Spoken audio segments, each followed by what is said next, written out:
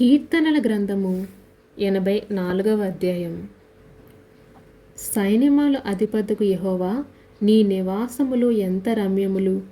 యెహోవా మందిర ఆవరణములను చూడవలనని నా ప్రాణము ఎంతో ఆశపడుచున్నది, అది సొమ్మసిల్లుచున్నది. జీవము గల దేవుని దర్శించుటకు నా హృదయమును నా శరీరమును ఆనందముతో కేకలు వేయుచున్నవి. సైన్యమధిపతి యెహోవా, నా రాజా, నా దేవా, నీ బలిపీఠమునొద్దనే పిచ్చుకలకు నివాసము దొరికెను, పిల్లలు పెట్టుటకు వానకోవులకు గూటి స్థలము దొరికెను. నీ మందిరమందు నివసించువారు ధన్యులు, వారి నిత్యము నిన్ను స్తుతించెదరు. నీ వలన బలమునందు మనుషులు ధన్యులు, యాత్ర చేయు మార్గములు వారికి అతి ప్రియములు.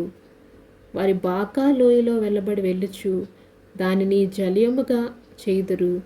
తొలకరి వాన దానిని దీవెనతో కప్పును. వారు నానాటికి బలాభివృద్ధి నొందుచు ప్రయాణము చేయుదురు. వారిలో ప్రతివాడును సీయోనులో దేవుని సన్నిధిని కనబడును.